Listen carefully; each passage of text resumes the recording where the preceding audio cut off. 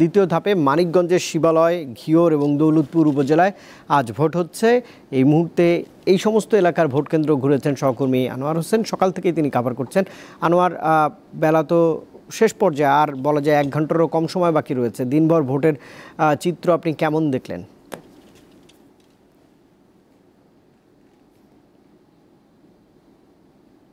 রুবাইদ, আপনি যদি বলছিলেন আসলে ভোটের সময় যদি আছে, যদি বলি ৪৫ থেকে ৫০ মিনিটের মতো আছে। ৪টা পর্যন্ত চলবে ভোট গ্রহণ। আমি যা দেখলাম আসলে মানিকগঞ্জে ৩টি উপজেলাতে ভোট গ্রহণ চলছে।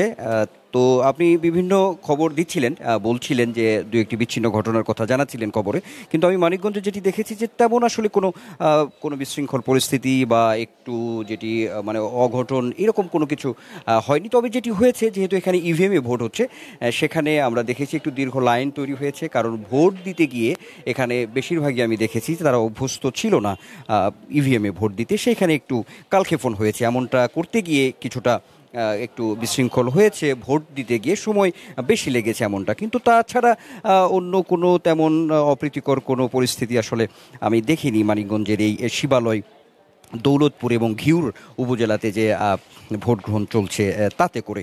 আর এখন যে কেন্দ্রটিতে আমি আছি শিবালয়ে, উথলি বালিকা পাইলট বালিকা উচ্চ বিদ্যালয়ে এখানে আছি। এই কেন্দ্রে আমি কথা বলেছি, তো একেবারেই এখন ফাঁকা, তেমন ভোটার নেই বললেই চলে। দু একজন করে ভোট দিতে আসছেন। আর প্রিজাইডিং অফিসার যে তথ্যটি আমাদেরকে দিয়েছেন তাতে করে এখানে ২,০০০-এর উপরে ভোটার, কিন্তু ভোট পড়েছে এখন মোটামুটি পার্সেন্টেজে যদি বলি তাহলে ৩৫% কিছুটা বেশি, এমন একটি তথ্য আছে। তো সব মিলিয়ে আসলে যে কথাটি বারবারই আমরা বলার চেষ্টা করেছি, প্রথম ধাপে ভোট হয়েছে, দ্বিতীয় ধাপে ভোট হচ্ছে উপজেলা পরিষদ নির্বাচনে। তো সেই জায়গা থেকে ভোটারের যে উৎসাহ উদ্দীপনা আগ্রহের যে বিষয়টি, সেই বিষয়টির জায়গায় যে ঘাটতিটি, সেই ঘাটতিটি কিন্তু বরাবরই এবারও অনেকটাই চোখে পড়েছে।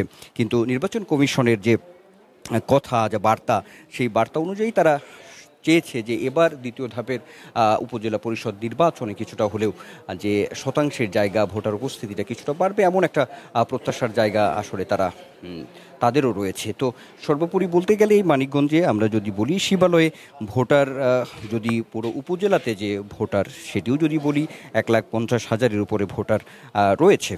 তো সব মিলিয়ে যদি বলা হয় তাহলে বলতে হবে রোবায়েত যে এই যে ভোট, আর কিছুক্ষণ পরেই ভোট শেষ হবে মানিকগঞ্জের ৩টি উপজেলাতে।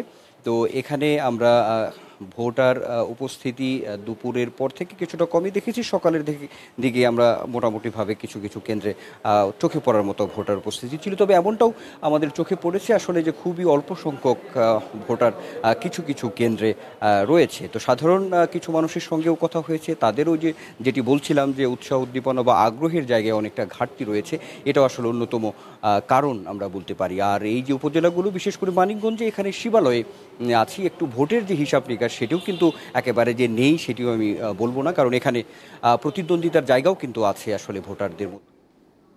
আনোয়ার হোসেন যোগ দিয়েছিলেন মানিকগঞ্জ থেকে।